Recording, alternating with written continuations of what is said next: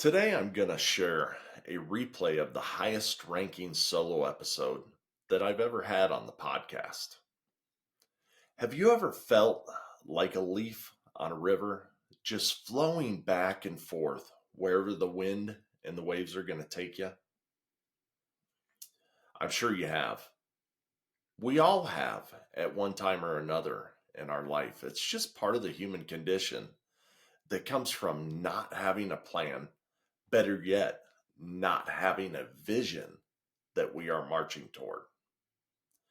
In this episode, I share a framework with you, the audience, so that you can take control of your own destiny and discontinue being that leaf on the river. I hope you enjoy this rebroadcast of the episode, Act Upon the World, that was originally published on November 22nd, 2023. Quite frankly, I can't even think of a better Christmas gift than the freedom that could come from this framework if you use it. Merry Christmas, y'all.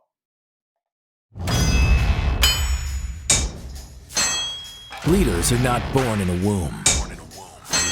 They are forged through heat, pressure, and a whole lot of sweat.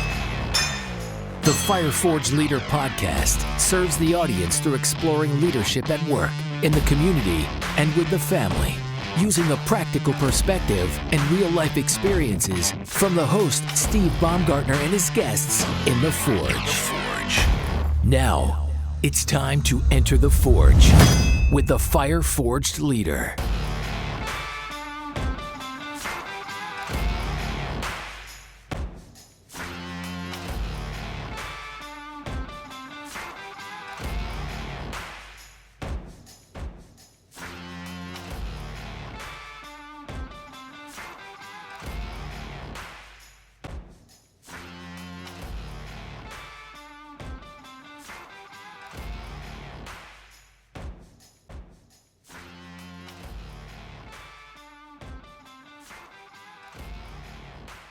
But first, let me share an important message from a friend of mine.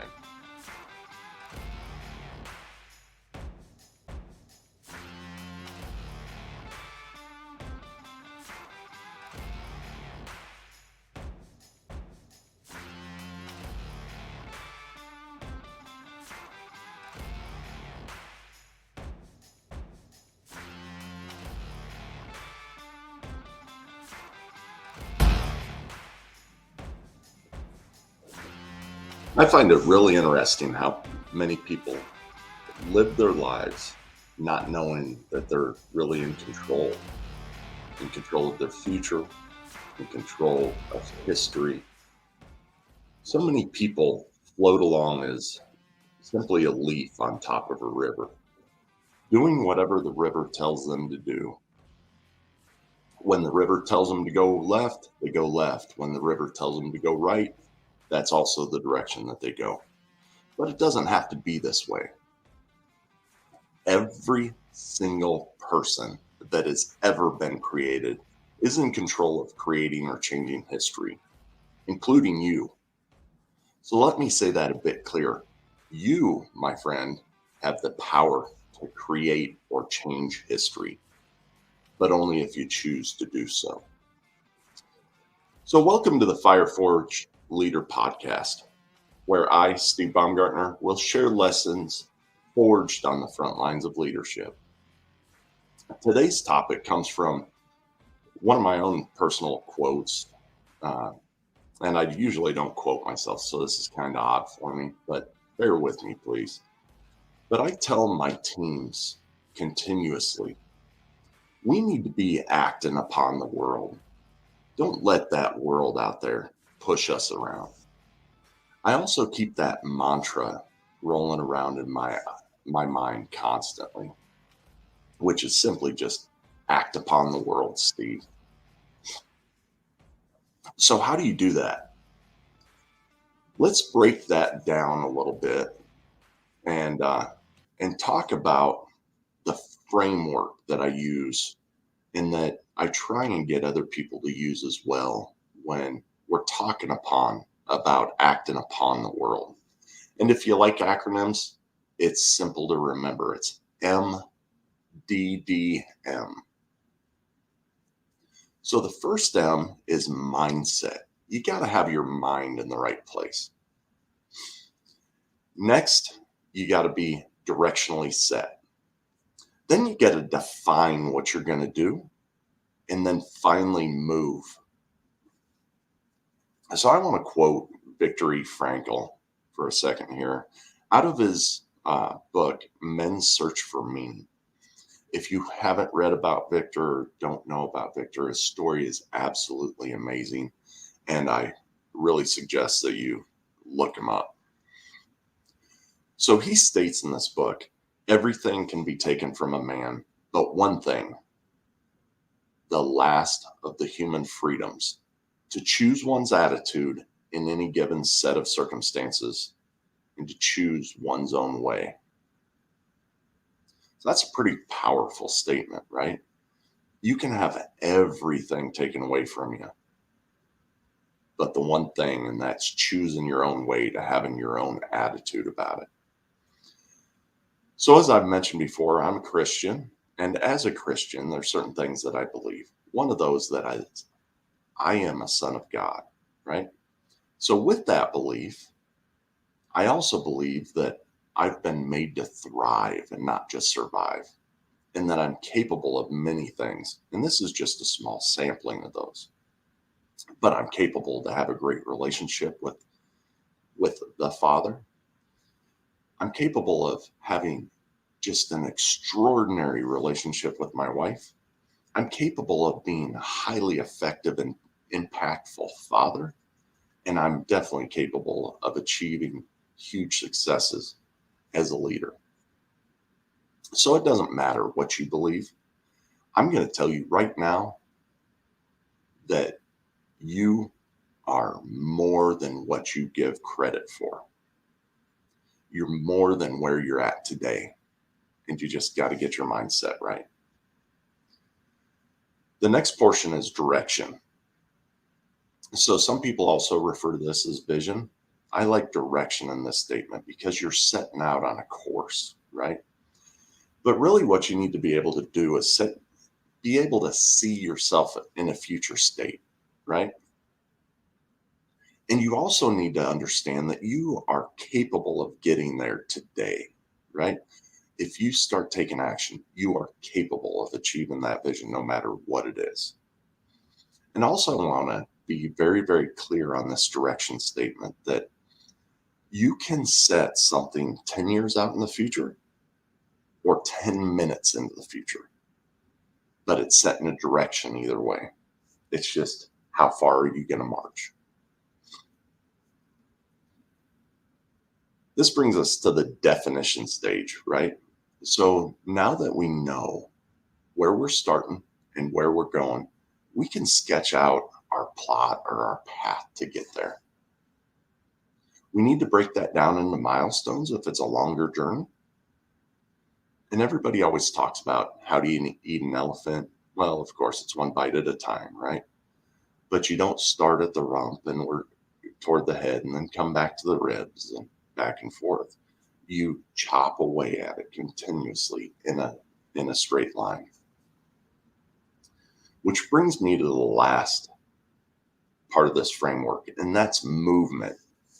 And this is the most important, right? We've all heard that a goal without a plan and movement and action is simply a wish, right? So what does that mean? We need to take intentional steps toward this vision, toward this direction that we're going. We need to take action every single day to continue on this journey. When you're tied to that future inside your mind, your mindset's right, you know you can achieve it, you've got somewhere where you're going. Now we just need to move toward it, right? So let me make this very clear too, and this is something that people don't understand fully that I've noticed, is that if you don't have a plan, there's always someone out there who's willing and able to create one for you. And I'm going to tell you right now, you are not going to appreciate that plan as it was your own. So before I get into the situational part of this episode, I want to talk about a quote for a second that Nelson Mandela stated. He stated, "Vision without action is just a dream," right? So going back to the movement portion, action without vision just passes the time. And vision with action can change the world. So when we have a vision, when we have that direction of where we're going and we move, we can act upon the world in extraordinary ways. So let's talk about a couple of situations. I'm going to start off with a situation that, could happen to any one of us. But let's just state that you're the husband in a marriage and your wife comes up and she makes you very well aware, right? These things don't ever come out. Hey, sitting on the couch. Hey, I have this problem. It's usually a little bit more volatile than that, but let's just keep it down key for a little bit. Your wife comes up. She makes you aware that she's no longer happy in the relationship, right? She states that you don't talk to her enough. You're not spending enough time with her. Everything else is more important. And the litany goes on, right? So let's start off with the mindset portion of this, right? And I want to make a very clear point here that you're at a crossroads right now. You can do one of two things, but you can't sit on the fence, right? You can choose option one, which would be the easy way out, right? It's easy to sit there, get mad, you blame her for it. You can say things like, well, that, insert whatever expletive that you want to here. She doesn't do her job as a wife, and that's why I don't talk to her. That's why I don't spend time with her. That's why I'm mad at her. You can say, well, she's not exactly the perfect little angel that she's pretending to be, You can make all those excuses that you want inside your head. This is allowing the world to act upon you, right? Someone else has a plan for your life at this point. That's not going to be the plan that you like. Your marriage is probably going to go down the toilet. You're going to end up in divorce court, right? Or let's stop and think about it, right? And choose the right mindset. We have this choice, but we choose not to use it very often. So stop and think about it, right? She obviously feels a certain way. So it has merit. This is the person that you chose to be with throughout your whole life. So whether she's right or wrong or somewhere in the middle, takes two to tango, right? It has merit. There's an issue in your marriage. And blaming her is not going to do a damn thing for you, right? So you need to look at more than just yourself and your hurt feelings, right? And you need to make the conscious decision to act upon your marriage, right? Okay, so now that we're in the right mindset, what we can do is we can set our direction. So two things that you need to know to be on any journey is, of course, where you're starting and what's the destination, right? You already know where you're starting from. Your wife made that very clear to you. So now we just need to figure out, what does that destination look like? What does a happy, content, thriving marriage look like? I'm going to throw out a cautionary point in this one that I would definitely sit down and have that conversation with your wife. What is it that you think that I'm doing wrong? Without the feelings, right? What would you like to see better? Where do we come together at? Those sorts of things, just so that you can understand the problem, so that you know what the good portion of that would look like out in the future. And now I would just simply sit down with your wife and reevaluate that, right? talk about what you understand the outcome to be so that you're on the same page, because there's two people in a marriage. So really define this well. Your marriage is important. Make sure that you define it well, because if you don't know where you're starting and you don't know where you're ending, let's face it, you're lost. Now we need to define, put some definition around the plan. How are we going to attack? So what does that thriving marriage look like to you and your wife? You've took time to communicate. You've looked at it. You've evaluated. You've defined the problem. You know where you need to go. Let's break it down into some achievable milestones, right? Your marriage didn't fall apart in a day. You're not going to be able to restore your marriage in a day.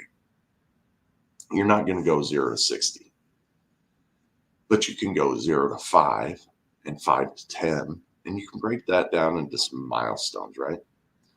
So what would it look like in this example if you just carved out 10 minutes a day to sit down, hold your wife's hand, look in her eyes, and just have a conversation?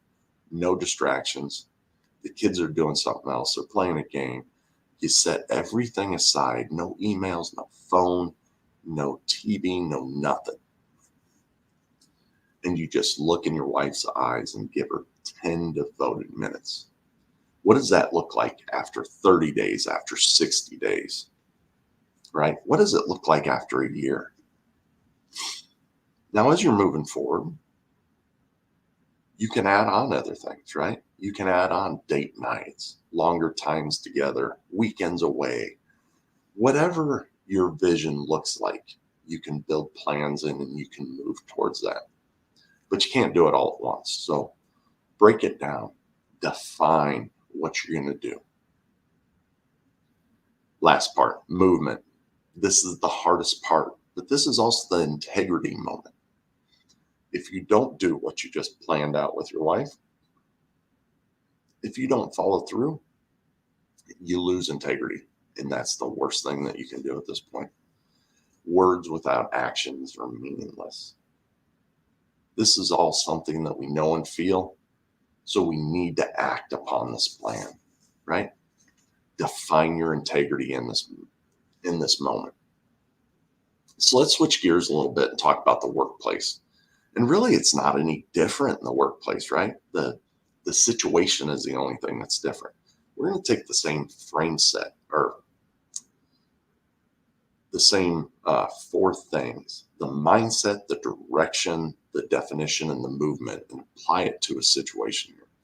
So let's state that you're a production supervisor of a line, and no matter what you've done up to this point, you can't meet the output of the line, the stated output. You're shorting customer orders, your labor efficiencies in the tank, and it really just costs you more to make the product because of all this. So once again, let's start off with mindset. You're at a crossroads. Once again, very easy to blame. You can blame maintenance for the downtime, right? I can't meet goal because maintenance and downtime, blah, blah, blah, blah. We've all heard it, right? You can blame the industrial engineer for the standards that were created, right? Well, I can't meet those standards. They're too hard. You can blame the people working on the line, right? You guys don't work hard enough. It is absolutely impossible that we're ever going to be anything better than where we are today because you guys suck. Yeah, that's a real morale booster, right? So once again, you're that leaf floating on the stream. You're allowing the river to tell you where to go. Now let's harness that river, right? Let's ride that thing. So if you're going to act upon the world, right? If you're going to take control of that river, I would suggest a different approach. And that's, first off, setting the direction. After you get your mindset around it, that we're not winning the battle today, but we're going to win this damn war, right? That's how you get your mindset right. The direction is where do you really need to be in a week, in a month, wherever, to be successful on this line? What is it going to take for you to be successful and every one of your employees to feel success? Now let's paint that picture to them, right? And by the way, let's involve them in the process of getting this thing righted. Let's have them help us steer that ship. So this would be just a suggestion, but in this situation, personally, what I would do is I would bring the team together and basically just have a conversation with them, right? After a little bit of thought, of course. And it doesn't have to be a long one, but it'd go something like this. Hey, team, I get it. We're not winning on this line today. I get it. It feels crappy. I don't like not winning. You guys don't like not winning. But let me tell you, I know I got the right players on the field. We're just not winning the game, right? Which tells me that it's not your efforts. The systems in place are not the right systems that equal success, right? I see you guys out there busting your asses every day. But I'll also tell you that we have everything within our control to change our environment, to act upon the world. So what I want to do is I want to bring some teams together. And what we're going to set out for a goal is that within the next 30 days, what we're going to be doing is we're going to be meeting the goals of this line. And in 60 days, we're going to be exceeding them by 10%, which of course will get us out of weekend work so that you can spend more time with your family. Now that sets a whole different stage, right? So now we get the fun task of being able to define that, right? So in the direction stage, we gave the employees a goal to work for, right? We're going to be at goal in 30 days. We're going to be achieving more than goal at 60 days. And we're going to get out of weekend work so we can spend more time with our families. So really, what's your job now? Let me be clear. Dummy, sit your butt down. It's time to let the experts work. The experts are the people out on the line, right? The people who do this day in and day out. Get the hell out of their way. I'm sure they got ideas. So don't totally leave, but don't stand in their way either, right? So I tell people a lot of the time that my job isn't to find all the solutions. It's to facilitate solutions. It's to bring the right people together, put them in the right room with the right objectives, and simply facilitate those people to solutions. They have great ideas. All you got to do is tap into them. So facilitate that solution. Give them the platform necessary to define the problem and come up with solutions. Next, you got to supply all the tools and resources that they need. So do they need a maintenance person on the team, right? Do they need more maintenance engagement to get over some of those hurdles? Get a maintenance person on the team. Do they need someone from R&D to help them figure out a better mousetrap, right? Get R&D on the phone. Do they need engineering to come in and look at a different way to load the machine to help it be more efficient? Do we need to tackle rework and have QA get involved? Whatever the case is, help facilitate and get those people involved. So if you're not allowing them to get this all the way through fruition, it's nothing more than a wish, right? So you need to help them formalize all their ideas, what makes sense to do, and get it ready to act upon, right? And then finally, this is just another point that I've noticed recently, and that's that a lot of people don't automatically take leadership roles when a leader's in the room, right? So as a leader, you have to give your authority to this team to be able to act. And it's simply nothing more than a ceremonial time period where you put a fake crown on someone's head and say, go lead, right? But it needs to happen. They need to know that they have your authority to go out and do these things, which brings us into the movement piece. We need to put the correct amount of energy toward getting shit done, right? We can't just leave it in the team's hands, right? We need to put it on the schedule that we're going to do these things We're going to follow up with it, and we're going to get this stuff done. We need to work that plan that we put into place. We can't allow it just to be a plan that sits out there that we take no action on. We also need to monitor the effects of what we're doing, right? We need to look at the metrics. And a lot of times when you start doing something, things improve, and sometimes they go in the wrong direction. I just had this happen recently where one of my employees, she did something that she really thought was right, and it turned out with a negative financial impact. My message to her ever since then is, hey, you swung and you missed, right? But to swing and increase our batting average, we got to take swings. And I'm happy that you took a swing. We can reverse that and we can swing again, right? And then when we succeed, we celebrate that success. So moving into community setting, it's no different here either. For example, we just moved to a new town in August. We're the new people on the block. We're the new people on the street. Our direction is to be an integral part of our neighborhood, to really assimilate into the neighborhood and be leaders in this neighborhood. We understand what that looks like. We defined it that we need to meet other people in the neighborhood. Some of these people, we went and we knocked on their doors, introduced ourselves, our really close neighbors, right? We take their garbage cans up when they're out of town. We do different things. We also know that there's an extended neighborhood that we want to be part of. So currently, my wife and I are in the initial stages of really developing a street party, a cul-de-sac party, if you will. But that's what I mean by acting upon the world, people. It doesn't take a lot, but it can mean tremendous things in your lives, right? So don't allow the world to push you around. It can and it will, but only if you let it. So just kind of wrapping this up, to act upon the world, we need to use this framework or a similar framework. And it's really getting right inside your mind with the right mindset. It's setting your direction, because if you don't know where you're starting and you don't know where you're going, you're lost. We need to define the movements that we're going to take. We're going to plan it out. And then finally, we're going to move upon the plan. So we'll see you again here in 2 weeks in the Forge.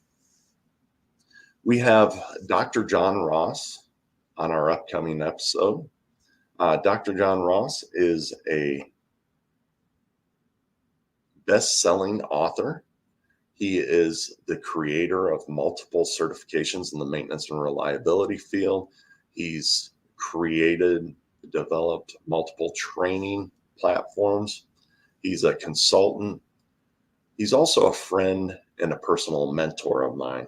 And John has a lot of great knowledge. And the things that we're going to be covering is investing in others and then identifying gaps and filling them. So I would really appreciate if you tune into that episode. And if you haven't heard the previous episodes of the Fire Forge Leader podcast, there's some really good ones in the chamber. So I would encourage you to go back and listen to those. We're going to keep on dropping at least every 2 weeks for the remainder of this year. We will increase that to every week in 2023. If you've liked what you've heard on this podcast, I suggest that you hit the subscribe button. Don't miss an episode, right? Also, if you could